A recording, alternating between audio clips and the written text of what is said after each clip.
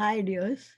This session is meant to be a problem solving session on electrical potential energy. You are given a configuration of charges and you have to identify if they fall in some order, like if they form charges of a dipole or any other random distribution of charges in random locations. You have to make a first study if there is any regularity in the locations of the charges that are spoken about as data. Then you have to formulate your the potential at any point, if it is going to be a point on the dipole equatorial line or axial line, or if it is some random distribution, what will be the potential due to each of the charges that they have told about, and then find the total potential, remembering that potential is only a scalar and has no direction or anything, and electrostatic forces are conservative. So the actual change in energy in carrying a test charge from one location to another location is always the same answer, regardless of the path along which you are going to take the test charge. These are some of the things that you have to bear in mind. Now, the very first thing will be to understand the data of the problem and then note down whatever you have as inference in the data of the problem, and then proceed to any information that you have to do. Now, here, coming to the actual problem on hand, here is the problem. And then I will just read the problem to you, and then I will stop my video and then explain the whole thing. 2 point charges Q and minus Q. The two charges are equal and opposite. And so if they are located at two different locations, which are equidistant from some common center, then they may constitute a dipole. So as of now, you understand that Q and minus Q may form an electric dipole. That is one favorable point that will make easier the solution of the problem. Find the electrostatic potential at 0, 0 Z and X, Y, 0. And then how much, this is the first question. Now let me introduce the charges as they are given here. Now the one charge A is, and it is on the, you can understand that the 0, 0 minus A and 0, 0 plus A have only Z coordinates different, and that too with one as minus A and the other as plus 0, with 0, 0, 0 as the origin. Therefore, the dipole is along the Z axis with minus Q on the positive side of Z and plus Q along the negative side of Z. Or in other words, A is a point on where minus Q is located, B is a point where plus Q is located, and A to B will be the direction of the electric dipole moment, A to B, minus charge to plus charge. Having given that, what is the electrostatic potential? 0, 0 Z. 0, 0 Z is also a point on the Z axis. Let us assume that mod of Z is greater than mod of A on the positive side. That implies that the point L, which is with coordinate 0, 0 Z, is outside of the dipole. These are some of the things I will explain, and then I will note it down. Right. And then there is another point, XY0. As the coordinates specify to you from analytical geometry, you understand that this point on the XY0, H is the point that they are talking about with XY comma 0. Obviously, H is a point in the xy plane with Z coordinate equal to 0, and therefore O to H will be the line along the xy plane. And given that the three axes are mutually perpendicular to each other and the dipole is only along the Z axis, the Z axis is perpendicular to the entire XY plane, whether it is in the first quadrant or second quadrant or third or fourth quadrant of it. And therefore, you find that I have taken the Z axis, ZY as the ZY plane as the plane of the monitor here, and X is coming out of the monitor and my X dash is going into the monitor. So this O to M will represent the positive side of X axis and O to G will represent the negative side of X axis, and O to H will be some random point at a distance of X units from the Z axis, from the X axis, and at y units from the y-axis. This will be x, y, comma, x and y. X, y, comma, the x, y, 0 will be the point H, such that its x coordinate is x, y coordinate is y, and z coordinate is 0. So it is confined to the x, y plane. That being the case, OH will be perpendicular to z, z dashed. One more thing that you should know is x-axis is a line perpendicular to the z-axis, because all the three axes are perpendicular to each other, and x dashed also passes through O. Therefore, x dashed will be a point on the equatorial line of the dipole. Similarly, y dash is also a point on the equatorial line of the dipole. And even OH, even if it is not directly on the axis, so long as it is confined to the xy plane, and this is hence perpendicular to the z axis, OH will also be perpendicular, and equatorial will be also the equatorial line of the electric dipole. So for an electric dipole, on the equatorial line, any point will have zero potential. That you can prove from the derivations done in class, and therefore the potential at H will be zero. Potential at G will be zero because it's a point on the x-axis which is perpendicular and passing through the center.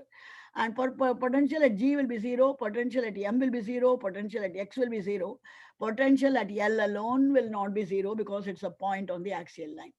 That axial line we can find the expression and substitute the z coordinate or z as the z coordinate of L. This is what I want you to understand. And because the potential at G is zero and potential at M is zero, the work done in carrying it from M to G is also 0 minus 0. Therefore, no work is done.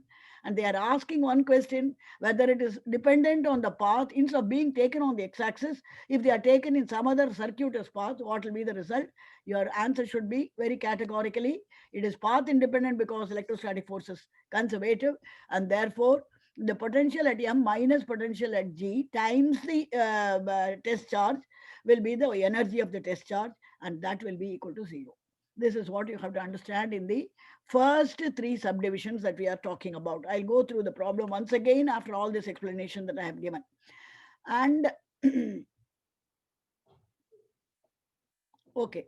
And one more thing that I want to reinforce here, there is an externally applied electric field from the fourth subdivision, and the electric field is applied anti-parallel to the P. That is the meaning of unstable equilibrium.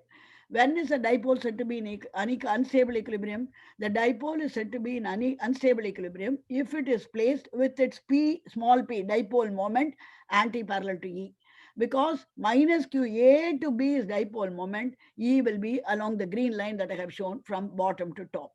And I have specially made it with different inks so that there is no confusion and you are able to clearly imagine the three planes.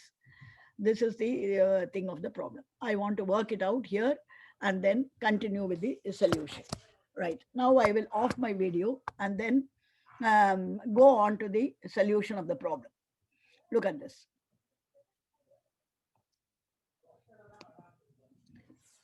So that you can concentrate on whatever I'm speaking here. Now coming to solution of the problem.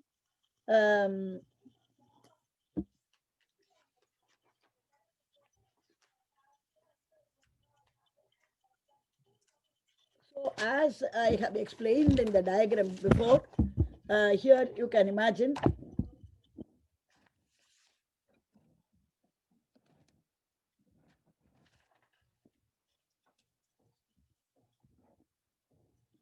this. Now, what are the introduction of the data and how is it commensurate with the problem? They have told you L is a point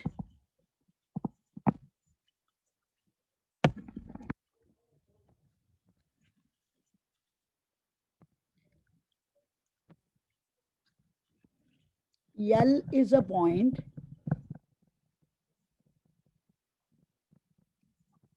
on the axis of the dipole. So minus q at A and plus q at B form a dipole, electric dipole. the direction of P is from B to A to B, because A is minus Q and B is plus Q, is A to B. L is a point on the axis of the dipole with coordinates A equal to 0, 0, comma Z. I am assuming mod Z is greater than mod A. Therefore, L is outside the dipole. So, now V total at any point on the axis of the dipole and outside the dipole system is given by minus P into K, mod of P into K by Z squared minus A square. Because the Z squared minus A squared, and BL is a scalar, so only the modulus of P need be taken into account, and it is negative. That's what you should remember, because it is closer to the negative charge. If it were closer to the positive charge, it would have been plus PK, but because it is closer to the negative charge, it would have been like one like this. And then coming to what are the other introductions we need to know. M is a point. They have told you 500 is a point with the x coordinate as +5 and y and z coordinates being 0, 0. So this M will be the point on the x-axis. And other point is -7, 0, 0. -7 is on the negative side of x-axis. So G is the point that they are talking about as -7, 0, 0. That's what you should know. Now, as I already explained here, XX dashed and YY dashed passing through O, XO X dash and YO Y dashed are equatorial lines over the dipole. That being said, V at the point L, V at point M, and V at point G. V at G equal to V at M equal to 0, because potential energy on the potential at any point on the equatorial line. V at any point on the equatorial line, no matter how far it is 0. Therefore, V at G equal to therefore. Therefore, the work done in moving a QT, a small QT test charge from G to M is equal to 0. No matter. So, does it depend on the path is the next question that they have asked in subdivision 3. So answer for 2 is this, what we have done. So, yeah, this is first subdivision where we have worked it out. The second subdivision will be 2 will be this thing, and the work done in moving from this is 0 minus 0, which is 0. And the third subdivision is telling you path independent. So delta U is path independent. Why? Very important point you have to write, because electrostatic force is conservative. Then in the fourth, there comes the electric dipole, electric field. Electric field is exerted in the unstable equilibrium. So because P is from L to M, that is minus charge to minus Q, A to B, that is minus Q to plus Q, electric field will be anti-parallel to that, so therefore in the direction as shown. In this case, whenever it is produced like this, then the potential energy of the dipole, which is the only two charge system existing in this, that will be equal to minus P vector dot E vector. As explained before, equal to minus of mod of P into mod of E into cos of theta between E and P. And theta between E and P is 180. So it will be minus of mod of P into mod of E into cos of 180. You know, cos 180 is minus 1, or therefore this whole thing will become minus of minus mod of P into mod of E, and already there is a minus outside of the bracket, that will be plus of P into E. This is the thing, mod P into mod E. This will be my the energy of the dipole. So many joule will be the answer. That is the answer. So here one point that you should notice, already the Q and minus Q at A and plus Q at B form a two charge system, and potential energy of a two charge system is equal to minus kq square by 2a, where 2a is the distance between the two charges and each charge is q and q only. So minus kq squared by 2a. K into q into plus q into minus q will make it minus kq squared by 2a. This is a constant already existing when the dipole itself is formed. Now what they are asking about, the additional energy contributed by the due to the electric field alone is maybe the question mark, and that will be equal to my minus modulus of P into modulus of E, plus only because it's minus of minus, so it will become, this will be this in the unstable equilibrium. So this is all the answer that you have to do, go through, and then find out whether you have understood every bit of whatever we have discussed here, and then you analyze your problem. So once again, I will expose you to the problem. So I have copied it and see if that is in agreement with whatever you have understood. Just a recap I will do here, and then I will once again put on my video so that you can see me and follow the explanations given. So you find that they are talking about the 2 points 0, 0 minus A and 0, 0 plus A. You know that both are points on the z-axis. I have named them. With minus A, I have named it as B, and plus A, I have named it as A. And because the minus Q is at A, positive A, and plus Q is at minus, so the direction of the electric dipole will be from the positive minus charge to plus Q. So it will be from A to B. Now, anti-parallel to that is electric field. That's what I have taken. They have talked about 2 points whose x and y and z coordinates are 0 as 5, 0, 0 and minus 7, 0, 0. So M is a point on the positive side of the x-axis, while G is a point on the negative side of the x-axis. By accident, the x-axis is perpendicular to the z-axis by virtue of the 3 Cartesian coordinate axes being perpendicular to each other, and it also passes through O. So XX dash is a point on, is an axis along the equatorial line. YY dash is also a point on the is also along the equatorial line. And if you take any point H with X and Y axis alone remaining and Z is 0, that's, it is clearly the point on the XY plane, which itself is perpendicular to the Z axis. So any line in the XY plane will be perpendicular to Z axis, just as any line drawn on a floor will be perpendicular to the edge joining the two walls of a room. Something like that is happening here, and therefore OH is perpendicular to the line joining the two walls, adjacent walls of the room, or it's perpendicular to the z-axis. So OH and any number of infinite lines that you can think of in the XY plane will also be equatorial lines, infinite equatorial lines it will have. And the OH is also an equatorial line. Therefore, the potential at H will be 0, potential at M will be 0, potential at G will be 0, and the potential at L alone will remain with some finite answer, and that's what I have worked it out.